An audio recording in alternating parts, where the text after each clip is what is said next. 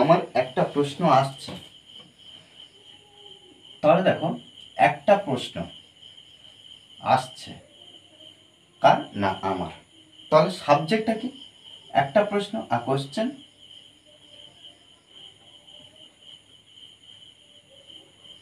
ওকে, আ question, একটি প্রশ্ন। এই যে আসছে, ইজ কামিং না ব্যবহার করে আমরা কি করব না, এখানে ইজ অকারিং,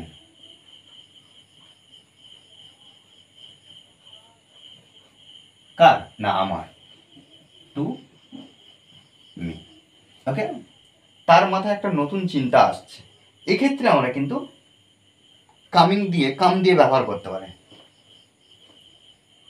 সাবজেক্ট ব্যবহার করতে পারি। তার মাথায় একটা নতুন চিন্তা আসছে, তাহলে কি একটা নতুন চিন্তা, আ নিউ নিউ থট, আর নিউ থট একটা নতুন চিন্তা। ইজ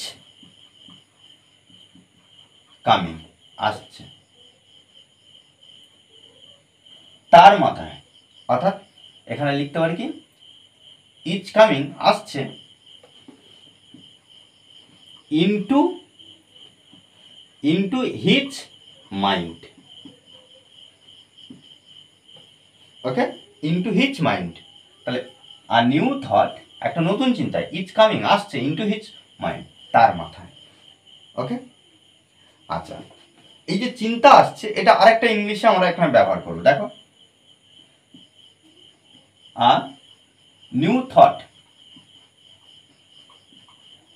নিউ থট ইজ, এই যে পপ আপ, পপ আপ মানে কি চিন্তা আসা বা উদ্ভব হওয়া, সেক্ষেত্রে আমরা এখানে যেহেতু প্রেজেন্ট কন্টিনিউয়াস টেন্সে লিখছি তাই এখানে আমরা লিখব ইজ,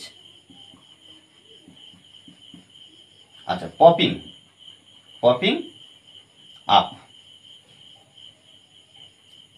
তার মাথায়, তাহলে popping up in his mind.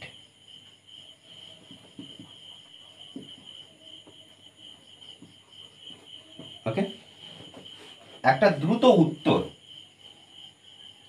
আমার মাথায় আসছে, এই যে আমার মাথায় আসছে এটা কিন্তু আবার কিন্তু অন্যরকম, এভাবে আমরা করবো না, এভাবে বলতে এই যে কামিং পপিং আপ এটা ব্যবহার করবো না, বা অকারিং এটা ব্যবহার করবো না।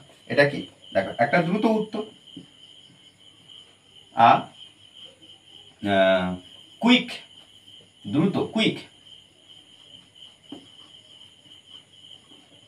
দেখো কুইক রিপ্লাই একটা দ্রুত উত্তর আমার মাথায় আসছে, তাহলে এক্ষেত্রে আমরা কি করব, এই যে মাথায় আসা বা চিন্তার উদ্ভব হওয়া, এটা কিন্তু অন্যভাবে কি করব না, ইজ ফর্মিং,